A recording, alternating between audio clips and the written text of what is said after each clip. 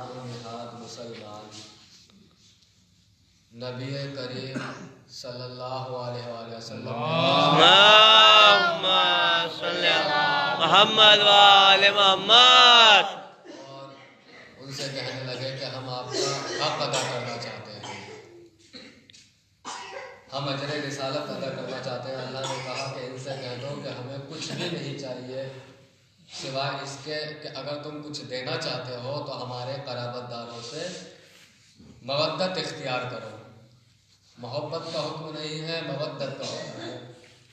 और मोहब्बत कमतर होती है, मवद्दत उससे ज़्यादा अफजल होती है। मोहब्बत में थोड़ी बहुत गुंजाइश होती है रियायत की, मगर मवद्दत में गुंजाइश नहीं होती है। अगर मोहब्बत के एतबार से देखा जाए तो रसूल खुदा सल्लल्लाहु अलैहि वसल्लम के 1,24,000 तकरीबन सहाबा हैं, 1.25 लाख सहाबा हैं। लेकिन मवद्दत के पैमाने पर देखेंगे, मवद्दत के लेवल पर जाकर देखेंगे तो चंद उनके वफादार और मुअज़्ज़िज़ सहाबा आपको नजर आएंगे।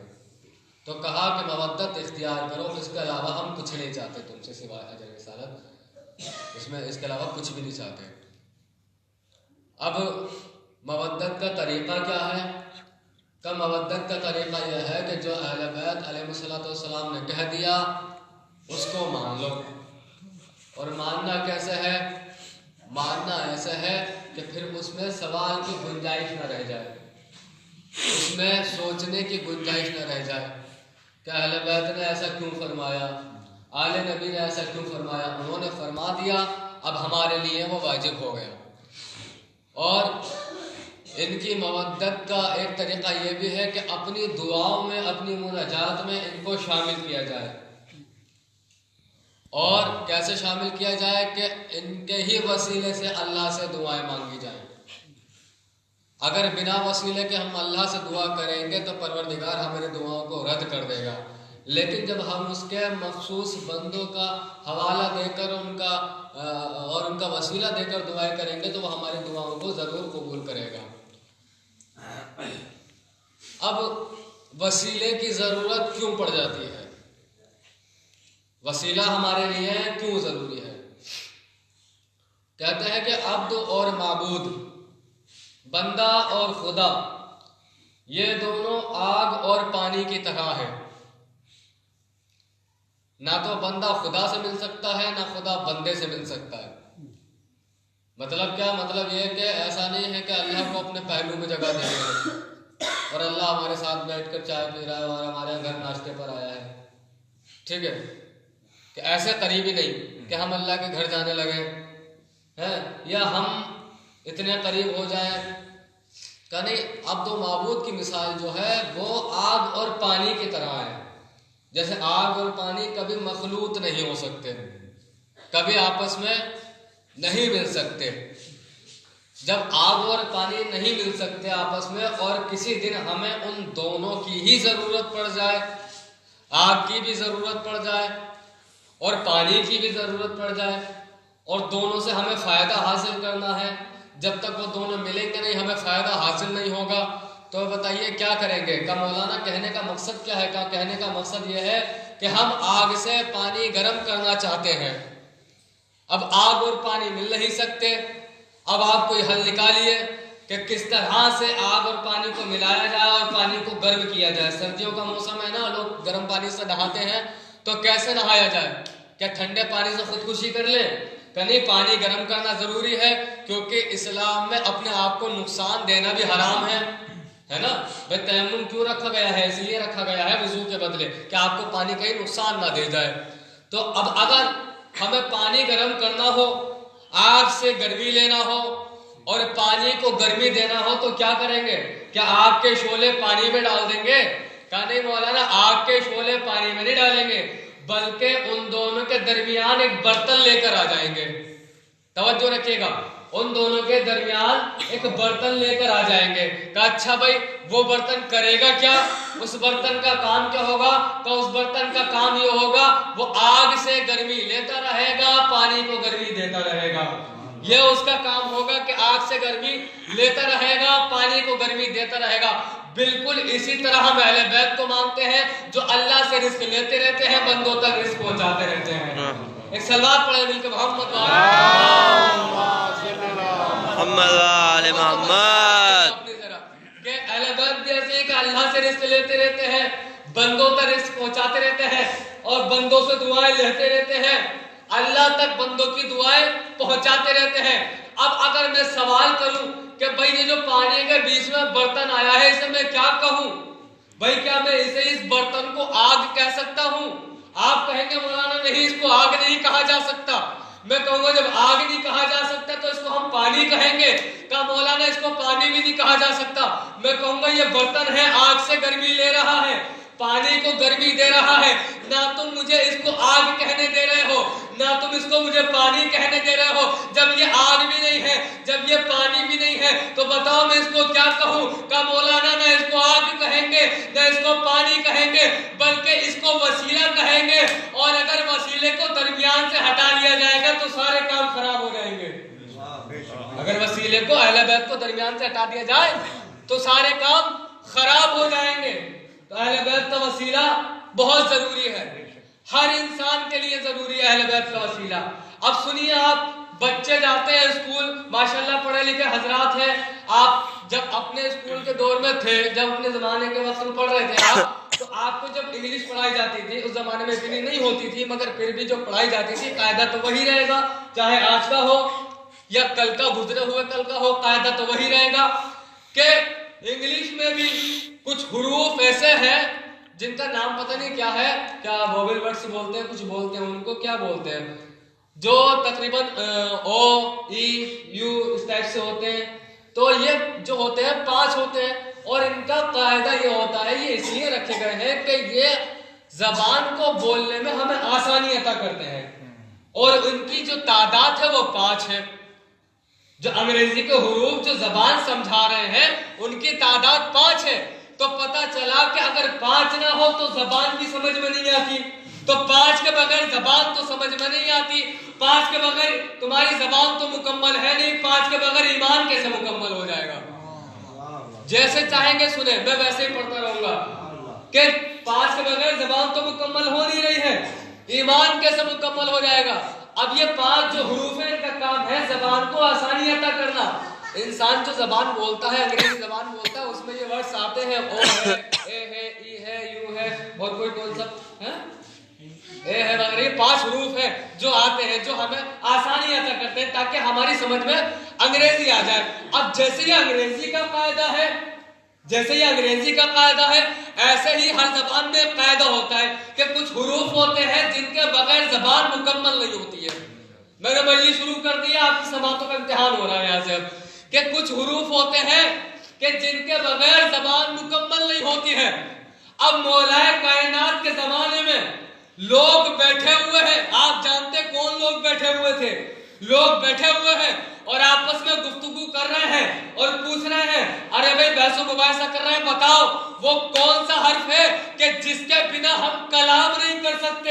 پورے مجمع نے ایک حرف کا انتخاب کیا اور اس حرف کا نام ہے الف، کہ الف کے بنا گفتگو نہیں ہو سکتی، کہ اتنا سا سننا تھا، اتنی بات سننی تھی کہ میرا مولا کھڑا ہوا، مشکلوں کو آسان کرنے والا کھڑا ہوا اور ایک مرتبہ کہتا ہے اب میں خطبہ دیتا ہوں، تم الف ڈھونڈنا۔ توجہ رکھیے، جس کو حوالہ چاہیے نہج البلاغہ میں دیکھ لے جا کر، پورا خطبہ لکھا ہوا ہے، کہیں سے کہیں تک الف نہیں آیا اس کے اندر۔ مولا نے کہا اب میں خطبہ دے رہا ہوں، تم الف ڈھونڈتے رہنا، کہیں پر الف آ جائے تو بتانا۔ مولا نے خطبہ شروع کیا اور ختم بھی کر دیا مگر کہیں پر الف نہیں آیا۔ سارے لوگ پریشان ہو کے کہتے ہیں مولا یہ کیا معاملہ ہے، جب ہم کلام کرتے ہیں تو الف ضرور آتا ہے مگر آپ نے پورا خطبہ دے دیا، کہیں پر الف نہیں آیا۔ مولا نے کہا یہی تو بتانا چاہتے ہیں، ارے تم جن کے محتاج ہو وہ حروف ہیں، حروف جن کے محتاج ہوتے ہیں وہ امام ہوتے ہیں، تم عوام ہو ہم امام ہیں۔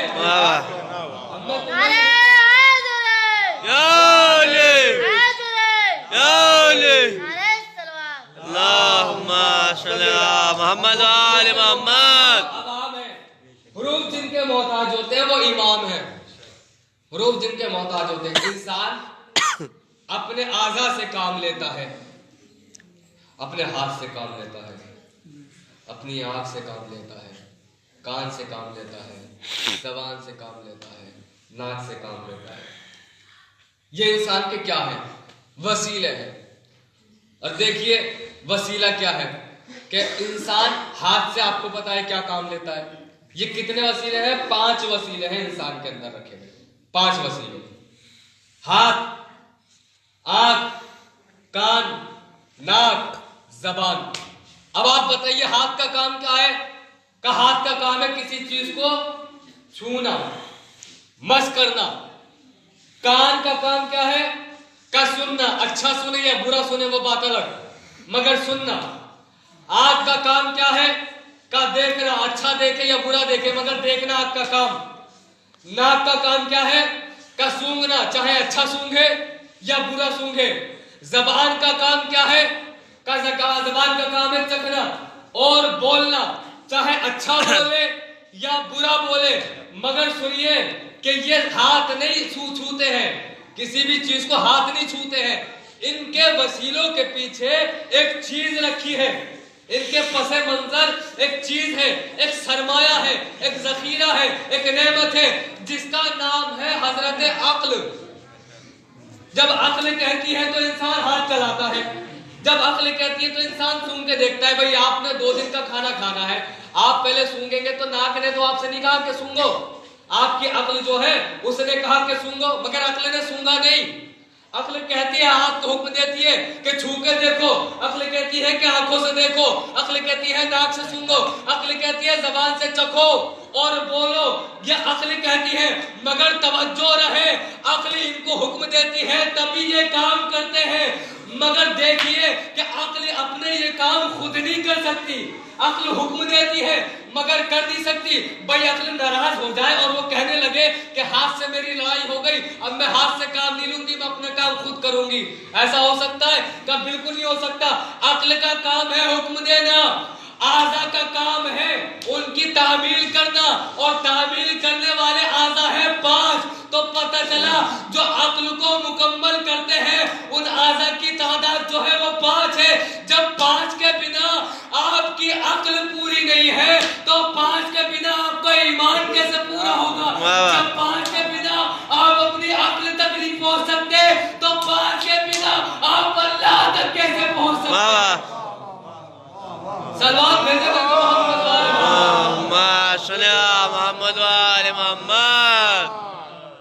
मैं पूरे दावे के साथ कह रहा हूँ, अगर मेरी तबीयत सही होती ना इसी अल्फाज से बोल जाते आप हजरात, मगर क्या करें आप जबान पे बोलते हैं, कोई मसला नहीं।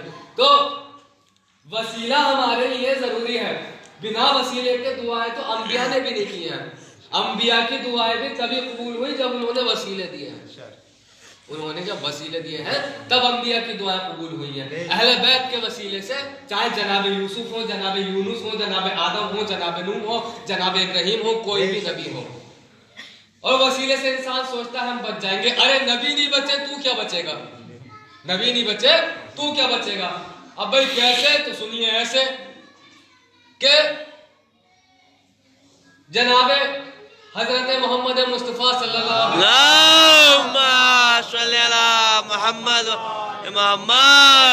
सजा हुआ है, दरबार रिसालत सजा हुआ है। 2 शख्स आए मौला के पास, आका के पास 2 शख्स आए। आने के बाद उनमें से एक ने कहा, या नबी अल्लाह बड़ा परेशान हूँ, जरा दुआ कर दीजिए। तो नबी ने कहा, अच्छा दुआ कर दे तुम्हारे लिए? कहा। अब सुनिए नबी ने फिर दुआ के कलमात कहे। नबी ने दस्ते दुआ बुलंद किए और कहा, अल्लाहुम्मा इरहम अला फुला इब्ने फुला बेहक़्क़े अली इब्ने अबी तालिब। परवरदिगारा इस फुला पर, इब्ने फुला पर रहम कर बेहक़्क़े अली इब्ने अबी तालिब, अली इब्ने अबी तालिब के वसीले से। ये बड़े नाराज हो गए कि हम तो नबी से दुआ कराने आए थे और वसीला जो है वो अली का दे दिया गया, अब ये वापस। फिर दूसरे दिन फिर वो दूसरे वाले जो साथ में आए थे वो आ गए, वो कहने लगे, या नबी अल्लाह कल वो परेशान थे, आज हम परेशान हैं। तो कहा, अच्छा आज तुम परेशान हो? मौला ने, आका ने फिर वही कहा, अल्लाहुम्मा इरहम अला फुला इब्ने फुला बेहक अली इब्न अबी तालिब। अब ये बड़े परेशान कि उनके में भी अली इब्न अबी तालिब, हमारे में भी अली इब्न अबी तालिब। ये दोनों वापस चले गए कि भाई दुआएं हमारे लिए मांगी जा रही है, वसीला अली को बनाया जा रहा है।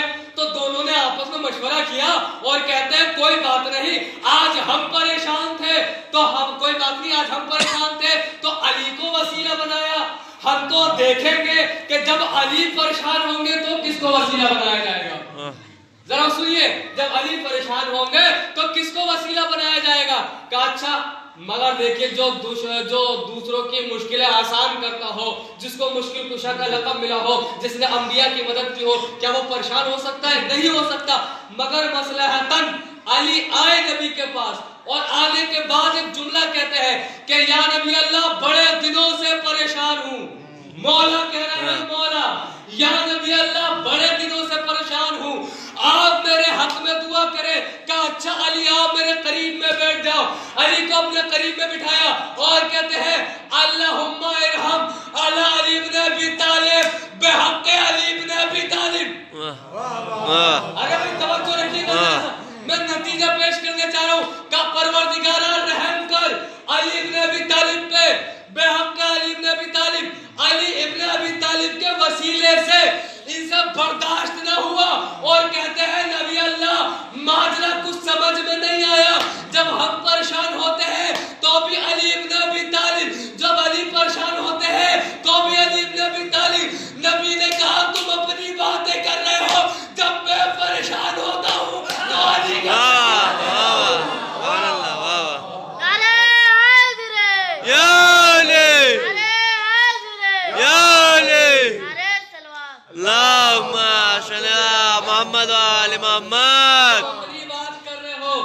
महशर का मैदान देखो, ऐसा नहीं है सिर्फ आपसे सवाल होगा, आपसे होगा, नबियों से भी सवाल किए जाएंगे, अंबिया से भी सवाल किया जाएगा कि हमने आपको उस जमाने में नबी बनाकर भेजा था, आपने अपनी नबूवत के फराइज अंजाम दिए?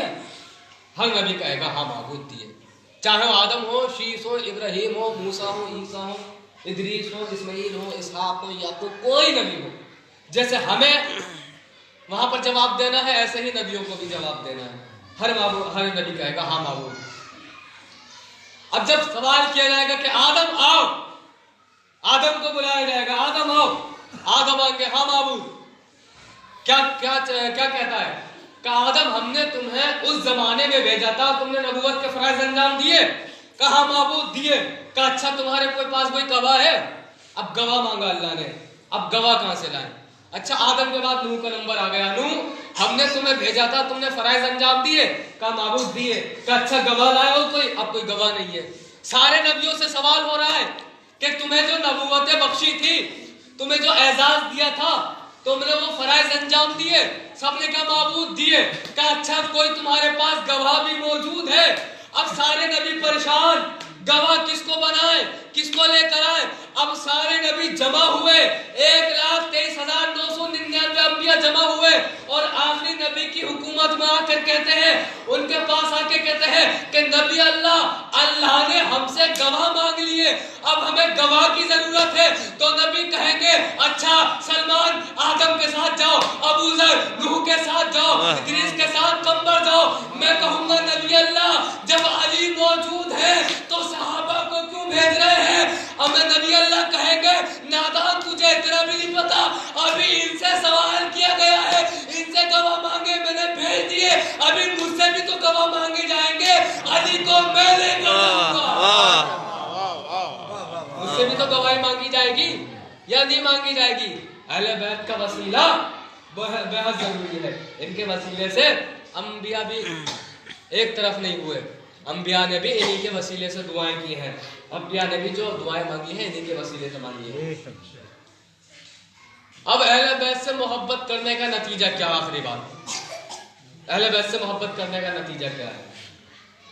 हम जिसको अपना रहबर मान लेते हैं, मासूमीन में से हम जिसको अपना रहबर मान लेते हैं, वो रहबर अगर हमने मान लिया तो अब हम आमाल करते रहें और अपनी नीयत को अगर साफ रखें तो बख्शवाने की जिम्मेदारी रहबर की है। हमें जो क़यामत में उठाया जाएगा अपने अपने इमामों के साथ उठाया जाएगा। کہ تمہارے جیسے امام کا حشر ہوگا ویسے امام کے ماننے والوں کا بھی حشر ہوگا. جن کا امام اچھا ہے ان کے امام کے ماننے والوں کا حشر بھی اچھا ہوگا. جن کے امام غلط ہیں، جن کے بھی امام غلط ہیں، ان اماموں کے ماننے والوں کا بھی حشر برا ہوگا. اماموں کے ساتھ حشر ہوگا. اب دیکھیے کہ اپنے ہادی پہ ہمیں بھروسہ کتنا رکھنا چاہیے. جناب نوح، سب جانتے ہیں نا جناب نوح، جن کو آدم ثانی کہا جاتا ہے، جن کی وجہ سے دنیا دوبارہ بس گئی ہے نا. جناب نوح. اب جناب نوح جو ہے وہ کر رہے ہیں تبلیغ. یہ ہر دور کے مسلمانوں کی، ہر دور کے لوگوں کی یہ ان کا طریقہ رہا ہے کہ انہوں نے اپنے دور کے نبی کو ستایا ضرور ہے. ہر دور کے نبی کو ستایا ضرور ہے لوگوں نے. تو جب جناب نوح کو ستا رہے ہیں تو جناب نوح نے کہا کہ تم مجھے کیوں ستا رہے ہو؟ تو بھائی ایک ہی بات تھی کہ آپ نبی ہیں اللہ کے، ہیں آپ ہمارے اوپر وہ چیز عائد کر رہے ہیں جن کو ہم نہیں ماننا چاہتے.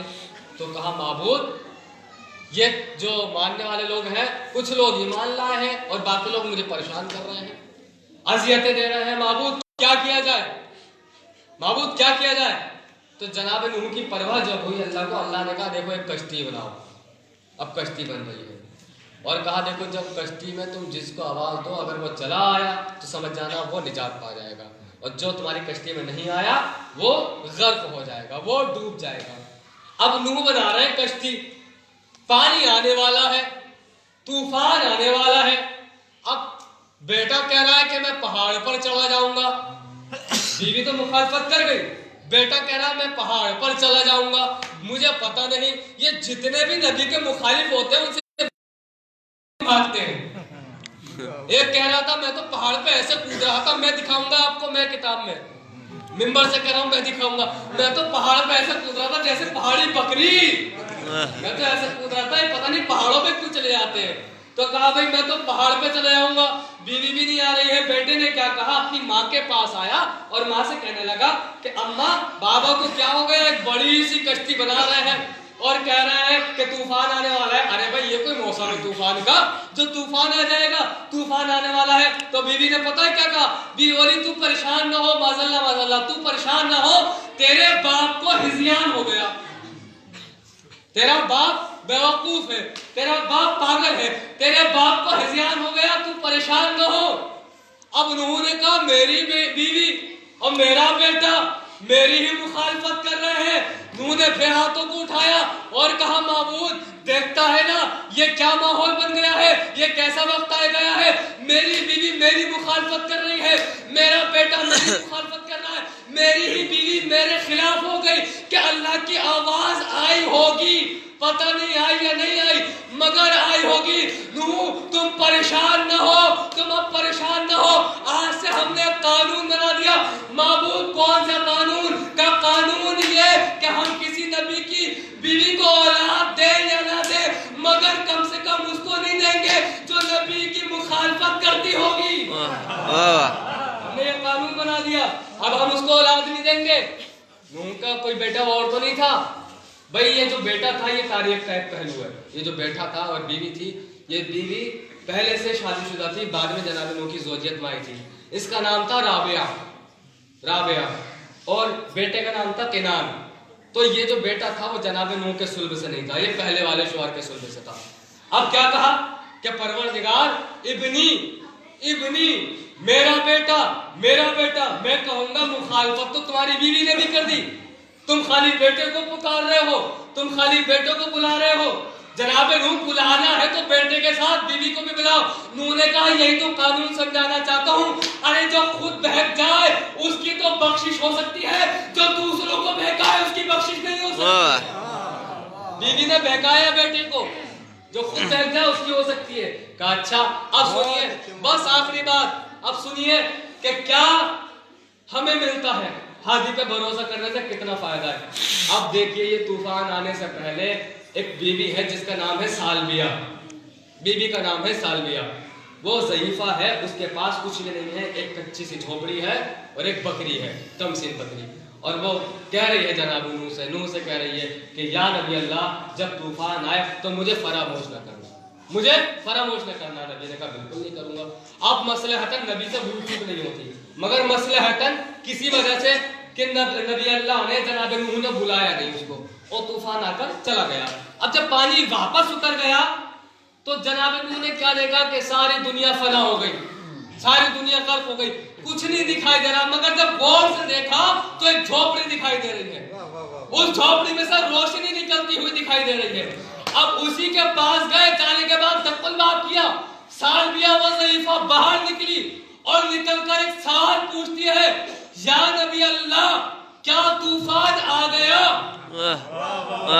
کیا طوفان آ گیا؟ تو سنیے نبی نے کہا ارے طوفان آگے بھی چلا گیا. آمادہ رہو نتیجہ لینے کے لیے, کیا طوفان آگے بھی چلا گیا؟ سالبیہ نے کہا آپ نبی ہیں اس لیے مان رہی ہوں, ورنہ میری بات کا یقین کرے طوفان کے آنے کی خبر نہ مجھے ہوئی نہ میری بکری کو. سلام میرے بن محمد محمد وآل محمد, محمد وآل محمد. نہ میری بکری کو ہوئی, نہ طوفان کا مجھے پتا چلا, نہ بکری کو پتا چلا. جو اپنے رہبر پر بھروسہ کر لیتا ہے, جو اپنے معصوم پہ بھروسہ کر لیتا ہے, تو بالکل ملک الموت روح نکال لیتا ہے اور مرنے والے کو پتہ ہی نہیں چلتا کہ کب روح نکلتی, مرنے والے کو پتہ ہی نہیں چلتا کہ روح کب نکلتی. ان کی محبت فرض کر دی گئی ہر مسلم پر, ہر مسلمان پر, ہر صاحب ایمان پر فرض کر دی گئی. مگر ان کی محبت میں لوگوں نے اجر کیا دیا, مودت کرو. مگر مودت کیسے کری لوگوں نے؟ مودت زہر کے ذریعے کری, مودت تلواروں کے ذریعے کری, مودت دروازہ بطول پہ آگ لگا کے کی گئی.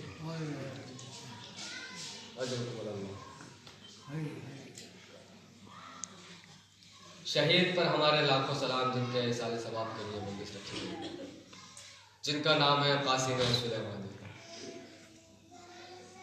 کیا نام کا اثر ہے قاسم, کہ جناب قاسم کربلا میں پامال ہو گئے تھے, شہید قاسم کے یہاں پر ٹکڑے ہو گئے. نام کے ساتھ شہادت بھی ایسے ہی نوش فرمائی جیسے جناب قاسم کی شہادت ہوتی ہے. ایک جناب قاسمی تو تھے جنہوں نے ہمیں بتایا کہ موت میرے نزدیک شہد سے زیادہ شیریں ہے. اجر اللہ اور سلام ہو کربلا کی ان ماؤں پر کہ جن کے پاس ان کے فرزندوں کے کٹے ہوئے سر آتے تھے تو واپس فوج یزیدی میں پھینک کر کہتی تھی جو حسین کی راہ میں لٹا دیتے ہیں واپس نہیں لیتے. حسین پر قربان کر دیا وہ واپس نہیں لیتے.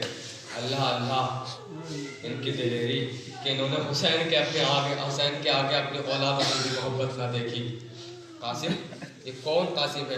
یہ وہ قاسم ہے کہ جو دولہا تو بنایا گیا مگر ایک ہی رات کی دلہن بن کے رہ گئی. جناب کبرا کا کہتے ہیں کہ مہندی کا رنگ بھی نہیں اترا تھا جناب کبرا کا کہ دولہا رنگ شہید کر دیا گیا. جناب قاسم مولا حسین کے پاس آ کر کہتے ہیں کہ چچا حسین ہمیں مرنے کی اجازت دے دیجئے. تو کہا کہ بیٹا میں تمہیں کیسے مرنے کی اجازت دے دوں, تم تو میرے بھائی کی نشانی ہو. کہ قاسم ایک کونے میں جا کے رونے لگے. روتے روتے یاد آیا کہ بازو میں بابا نے ایک تعویذ باندھا تھا اور کہا تھا کبھی مشکل وقت آئے تو تعویذ کھول کے پڑھ لینا. قاسم نے کہا کہ اس سے زیادہ کیا مشکل وقت ہوگا چچا, نرغہ آدم میں گرا ہوا ہے, میں یہاں پر زندہ موجود. ایک مرتبہ تعویذ نکالا, کھول کر بابا کی وصیت لکھی تھی. حسین کے پاس گئے, بولے چچا یہ بابا کی وصیت ہے. ایک مرتبہ بھائی کی وصیت کو آنکھوں سے لگایا, لبوں سے چوم کر پڑھنا شروع کیا تو اس میں لکھا تھا میرے بھائی حسین کربلا میں ہم نہ رہیں گے مگر ہماری طرف سے قاسم کو قبول کر لینا.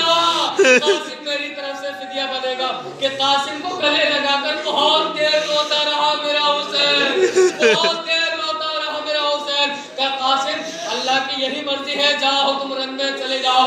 قاسم اتنے چھوٹے تھے, کہتے ہیں کہ ابھی ان کے قدم رکابوں تک نہیں پہنچ پاتے تھے کہ قاسم گھوڑے پہ سوار ہوئے. بہت لمبے چوڑے مصائب نہیں, بہت طولانی مصائب نہیں, بس ایک بات سن لیجیے. قاسم گھوڑے پہ سوار ہوئے اور جیسے ہی میدان میں پہنچے, آپ کو پتا ہے نا کہ اپنے دادا کی طرح جنگ کر رہے تھے مگر اللہ لعنت کرے ملعونوں پر, ان کے اندر مکاری بھری ہوئی ہے. انہوں نے دھوکے سے جب جناب قاسم پہ وار किया ना तो जनाब कासिम घोड़े पे समझ नहीं पाए और एक मर्तबा नीचे गिरे और जैसे ही आवाज दी अपने चाचा को कि आवाज का सुनना था कि जैसे फौज आदम में कोहराम बरपा हुआ, इधर के घोड़े उधर हुए, उधर के घोड़े उधर हुए, हसन का लाल टुकड़ों में बटा गया, एक टुकड़ा उधर गया, एक टुकड़ा इधर गया।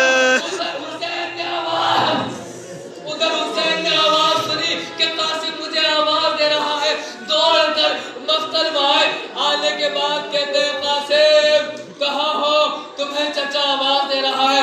तारीख कहती है कोई आवाज ना आई, फिर कहा कासिम कहाँ हो, तुम्हें चचा आवाज दे रहा है। तारीख फिर कहती है कोई आवाज ना आई। इतना बस थोड़ी ही देर गुजरी थी कि एक मर्तबा इमाम हुसैन ने कहा कासिम तुम्हें वक्त का इमाम आवाज दे रहा है, कासिम मेरी आवाज पर लब्बैक कहो। इतना कहना था इधर से उठा, एक टुकड़ा उधर से उठा, चचा मैं यहाँ हूँ, चचा मैं वहाँ हूँ। कासिम की लाश के टुकड़े हवा में पीले देखते हैं, कभी उधर देखते हैं। रावी ने पूछा एक मर्तबा कहा अरे मैं तो अकेला हूँ मगर मुझे ऐसा लग रहा है कोई पूछने वाली है जो कासिम के टुकड़े उठाकर मेरी हवा में और रोकी जा रही है।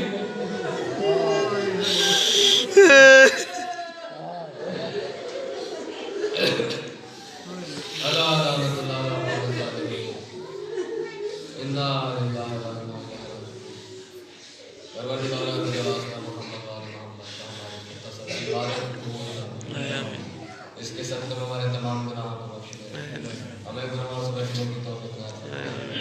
परवरदिगारा जहाँ जहाँ शयाने हैं तेरे करार में परवरदिगारा परचम इस्लाम को सरबलंद और परचम कुफ्र निफाक को सरबलंद फरमाए।